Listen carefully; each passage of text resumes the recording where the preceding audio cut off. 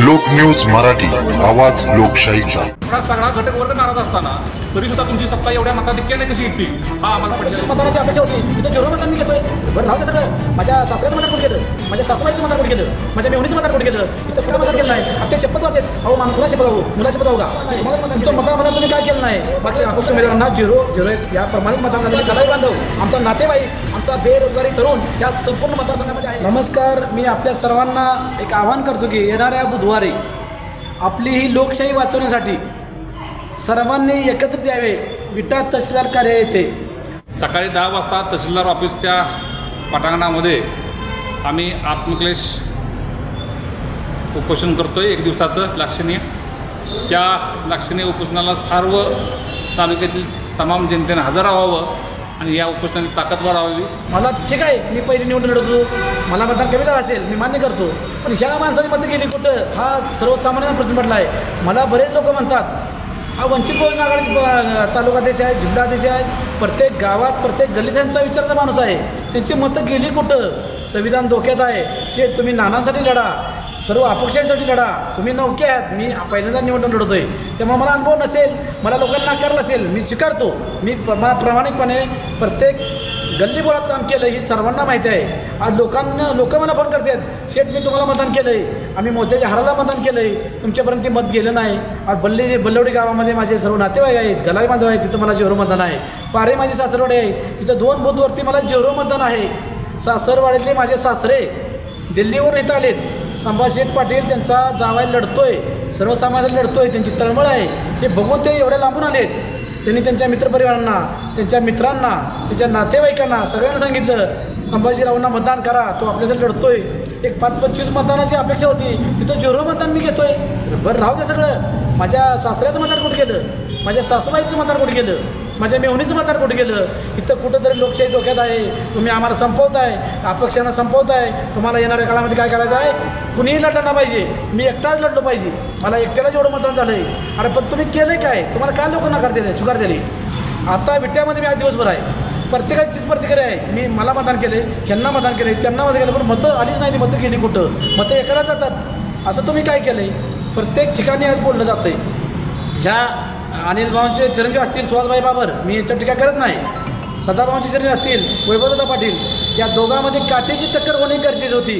की मी सांगत नाही, गल्ली बोळातला बच्चा जाणतो, या बच्च्याला वाटतंय तर काटे टक्कर आपल्याला बघायला मिळेल. लय झालं तर 10,000 मताचा फरक पडेल, पण तुम्ही 78-80,000 मतं घेताय. ह्या मतं गेलेली आहे, ती मतं ही फक्त आमचीच गेली आहेत म्हणून आम्ही बोलतोय. आमच्या अपक्षाची मतं ही तुम्ही घेतलेली आहेत. तुम्हाला कुठल्याही जनतेने स्वीकारलेलं नाही, स्वीकारणार पण नाही. तुम्ही टेंबू म्हणूनच निवडून लढत आहे. आम्ही सर्वांचे मुद्दे मांडलेले आहेत. आमच्या जाहीरनाम्यामध्ये नानांचे असतील, माझे असतील, आमच्या अपक्ष उमेदवार असतील, सर्वांचे मुद्दे आम्ही मांडलेले आहेत. का आम्हाला नंतर नाकार द्या. अरे रात्रंरात्र दिवस आम्ही बोलतोय, समाजसेवा करतोय, कुणाची कामं असू द्या, कुणाची अडचण असू द्या. गलाई बांध रात्री 1 वाजता पुन्हा तर आम्ही तिथे गेलोय, पण आम्हाला काय जनता नाकार द्या.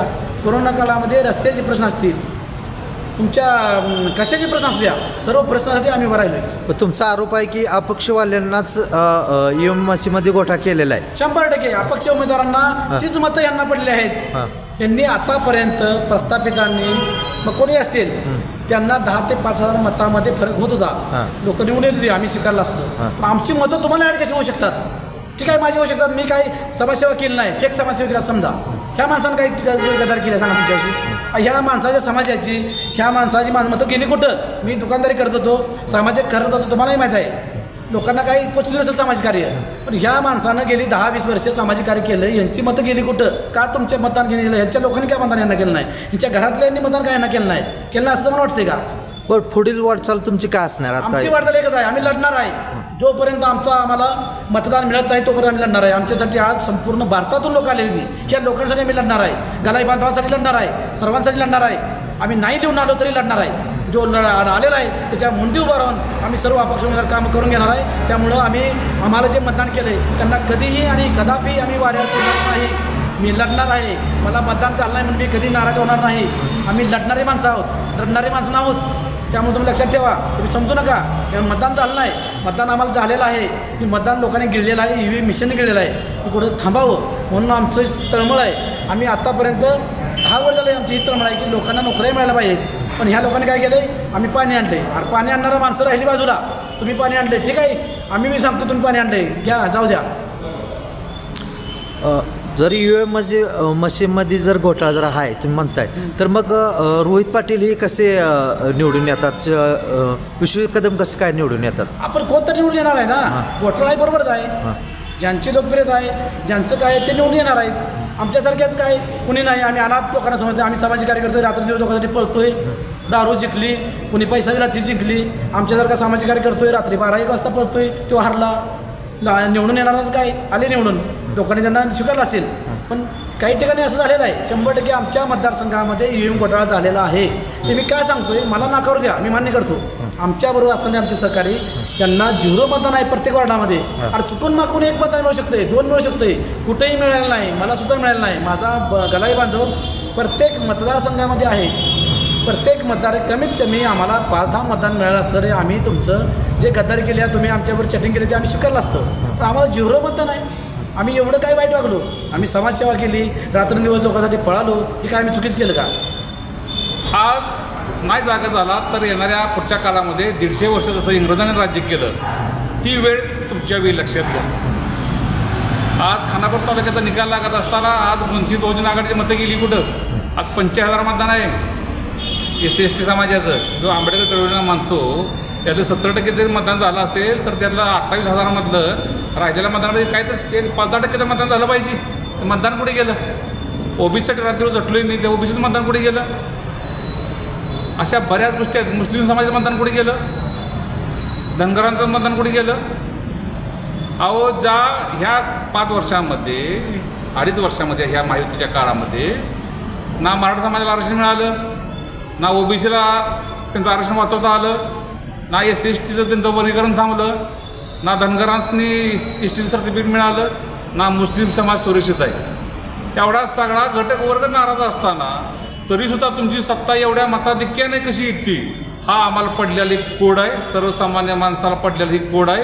याचं उत्तर एकच असू शकतं कालच्या निकालानुसार, ते म्हणजे EVM मशीन. तुम्ही ह्या मशीनचा किती वापर करचाला? अहो, ह्या विधानसभा मतदारसंघामधला उमेदवाराची वैयक्तिक इच्छा होती मी 20-25 मतांनी निवडून येईल, तो उमेदवार 10,000 मतांनी निवडून येतो. म्हणजे ही काय गोडबंगाल आहे? म्हणजे ही लोकशाहीचा खून केलेगत आहे. आणि लोकशाही ज्याला जेवण ठेवायचं असेल तर सर्वसामान्य माणसानं हे आमच्या आंदोलनात उतरावं. तुम्ही जर आत्ता नाही उतरला ह्या सगळ्या व्यवस्थेमध्ये तर येणारा पुढचा काळ फार अंधारमय असणार आहे. तुम्हीच ठरवा, जनतेने एकदा ठरवावं की त्या प्रस्तावित व्यवस्थेने एकदा ठरवावं, एकदा हा लढा येणाऱ्या पुढच्या काळामध्ये या EVM मशीनसाठी करूया. नाही तर EVM मशीन नाही थांबलं तर तुमची पुढची 50 वर्ष 100 वर्ष एकच पक्ष सत्तेत राहणार आणि तुमच्यावर राज्य करणार. आता तुम्ही ठरवायचं काय करायचं काय नाही. आम्ही आमच्यापर्यंत जेवढं शक्य आहे तेवढं आम्ही तुमच्यासाठी योगदान द्यायला तयार आहे. पण ह्या योगदानात तुमचंही सहकार्य महत्त्वाचं आहे. शेवटी जनतेला सत्ताधाऱ्यांना लोकांची डोकी दिसली पाहिजेत आणि जोपर्यंत डोकी दिसत नाही तोपर्यंत सत्ताधारी त्यांना भेद नाही. आणि ही डोकी दाखवायचं काम जनतेचं आहे. तुम्ही ठरवा आणि बुधवारी येणाऱ्या तुम्ही ह्या आमच्या उपोषणात सहभागी व्हावं अशी तुम्हाला मी विनंती करतो.